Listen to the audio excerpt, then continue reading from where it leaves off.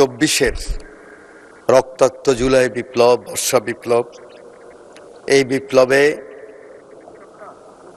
যারা শহীদ হয়েছেন, বিশেষ করে এই জুলাই বিপ্লবে যাদের রক্তের বিনিময়ে, আকাঙ্ক্ষার বিনিময়ে আজকে মহান সংসদে আমরা যারা সবাই এই বিপ্লবে অংশগ্রহণ করার সুযোগ হয়েছিল, আমাদের পরবর্তী 100 বছরের প্রজন্ম জানবে যে আমার পিতা, আমার দাদু এই সংসদে আবার কখন ঢুকতে পারবে চিন্তাই করেনি যারা।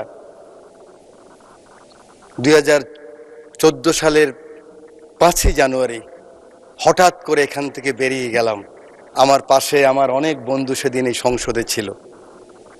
ওরা বলতে পারবে এরকম একটি বিপ্লবের মাধ্যমে, যেখানে এই সংসদ ভবনের লুকিয়ে আছে শুনে প্রত্যেকটি রুম ভেঙে ফেলেছে, কোটি কোটি অর্থ টাকা এই সংসদ ভবনে পেয়েছে, গণভবনের ইট নিয়ে গিয়েছে। এটা বিএনপির লোকেরা নেয় নাই, জামাতের লোকেরা নেয় নাই, এটা ফাইয়াজের মারা নেন নাই, আকরামের মারা নেন নাই, আবু সাইদের আম্মা নেন নাই। এটা বাংলাদেশের রিক্সাওয়ালা, শ্রমিক, জনতা সকলে ক্ষোভের বহিঃপ্রকাশ ছিল সেদিনকার সেই সমাপনী আন্দোলন। সেই সমস্ত শহীদদের আত্মার মাগফিরাত কামনা করছি। আল্লাহ যেন তাদেরকে বেহেশতের সর্বোচ্চ মাকাম দান করেন।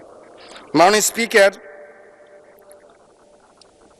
শহীদ মোহাম্মদ শামীম, শহীদ মোহাম্মদ সবুজ, শহীদ মোহাম্মদ হাসান, শহীদ মোহাম্মদ মাজারুল ইসলাম, মোহাম্মদ ফেরদাউস শহীদ যুবদল নেতা, আরিফ ছাত্রদল নেতা, আপনারা হঠাৎ করে মনে করছেন নামগুলি কোত্থেকে আসলো? অজপাড় গাঁয়ের, মেঘনা পাড়ের।